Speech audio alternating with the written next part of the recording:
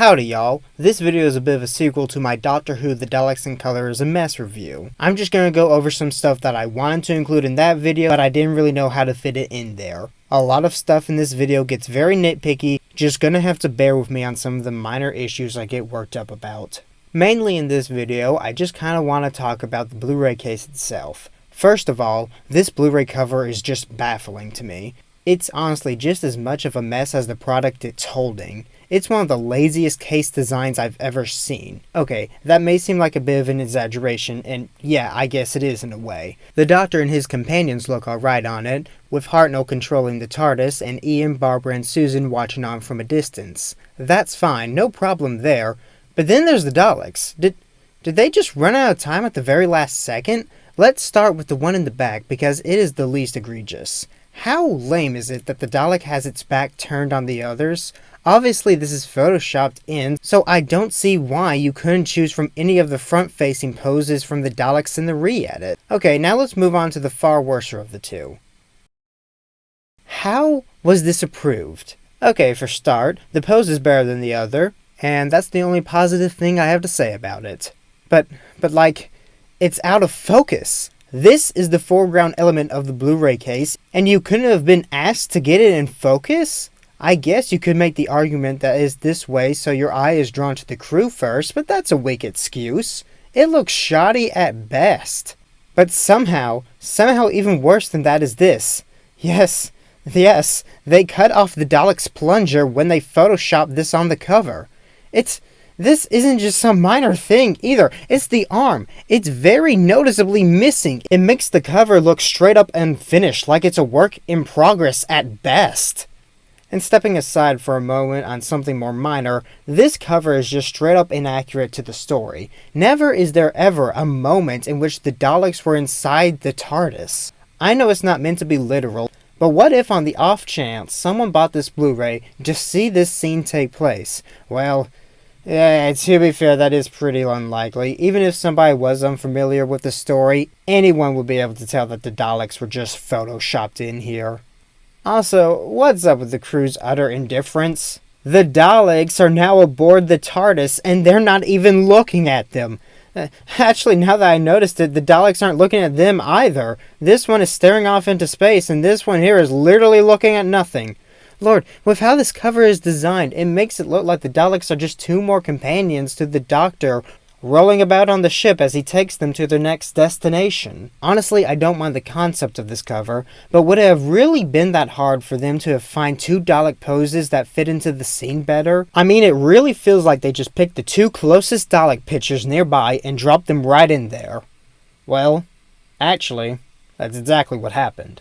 The cover's laziness suddenly makes a lot more sense when you turn the case over. Yep, there they are right there. That's the two Dalek pictures seen on the front. It's almost funny. Well, actually, it is funny. I like to imagine that they just had this picture picked out for the back first, and then they were later told that they had to add some Daleks onto the front, so they just sourced said Daleks from the picture they already had. The poses here are completely fine in their original context, but they simply do not work dropped in on the front like this. It makes for a muddled cover. Oh, and you want to know what's even funnier? Were they only allowed to use one Dalek photo in the making of this release? Though granted with this, I could see you not really caring, which is fair. This is a very minor thing to nitpick. But there's something else that really baffles me about this Blu-ray case that I just gotta show. Okay, first of all, this release comes with two discs. A Blu-ray, which is the 75-minute color re-edit, and a DVD which contains the original 7 episodes in black and white. The DVD is only a reissue of the one from the story's original home media release, which I'm fine with. It's nice that they included the original episodes with the re-edit. Reminds me of when a remake will include the original movie and its bonus features. Okay, but now on to the thing that baffles me. On the back of this case, it gives the details for the two discs. The one for the Blu-ray is all fine, standard stuff, but then you get to the DVD. First off, this isn't in 16.9 at all. The entire DVD is presented in standard definition. It's weird that the Blu-ray says that as well, but I guess there it could be referring to the main menus or something like that. On the DVD though, no, there is nothing on this that is presented in anything other than 4:3. Moving on from that, and this is the one that really confused me, they list the runtime as 75 minutes. No, No. Again, this DVD is the original 7 episodes that clock in 169 minutes. Why does it say 75 minutes for the DVD? And moving on from there, they list the feature as being in color. No, it's not. That's what this entire re-edit was about, putting color to a story that was originally in black and white. How could they get this much stuff wrong about the DVD release? This DVD is just a reissue of the one they had already sold. How do you get all of this wrong the second time around? I have a little theory. I think this release was originally going to have the Blu-ray and DVD be of the re-edit. You know, like how most Blu-ray releases are, they give you a copy of the movie on DVD for free.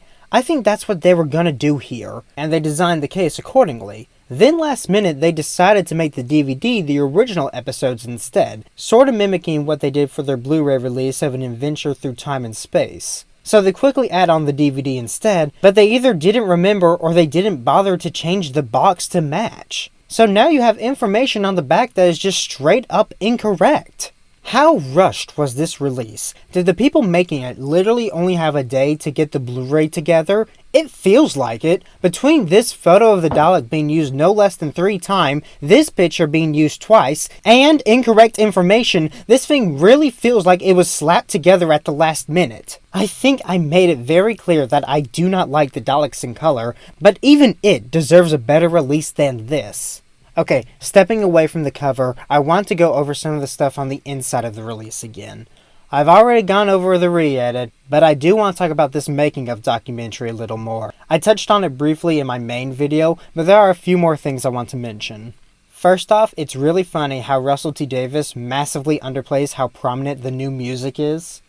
Subtle soundtrack. We're not swamping it, just very nicely warming it up and filling in gaps. With all due respect, dude, I'm pretty sure the colors were more subtle change than the music here. Another thing I want to mention is that they talk about deciding the color for the TARDIS console. TARDIS console was painted a particular colour of green. On black and white film, it would show up even more white, and had decisions about, well, are we going to make it green or are we going to make it white, because that's what they intended it to be. Now this is kind of funny, because I do absolutely agree with them on this one. Making it white, that's what it was throughout the majority of the classic series, so as it should be here.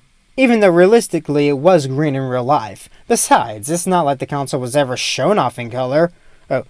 Oh wait, it was actually, in the classic 1970 John Pertwee story Inferno. This is the very same console set that Hartnell used in the Daleks, and in Inferno you get to see it in its original green glory. Coincidentally, this being the first time the console is ever seen in color, and the last time the original one was used altogether. So yeah, while I do agree that changing it to white was the right action, I do still find it funny regardless. I know this video has been pretty nitpicky and sort of all over the place, but I do want to mention one last thing. Something I really wish I put in the main video but honestly didn't think about before I had made it. A little theory I have for you. But first, let me introduce you to Power of the Daleks. Patrick Troughton's first story that also happens to be completely lost. All 6 episodes are gone, with only the audio surviving. Much later, the BBC picked up the story to start reanimating it, painstakingly adding visuals to every second of every minute of the 6-part story.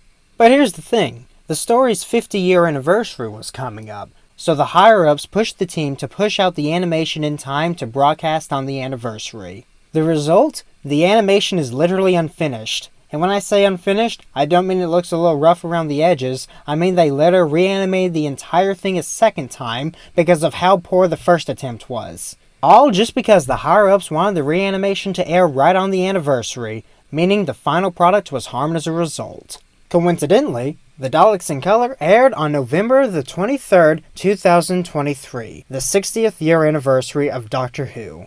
See what I'm getting at here? Now, I have no way to prove this. This is purely speculatory on my behalf, but I honestly think the higher-ups pushed the crew here to get the colorization done by the anniversary.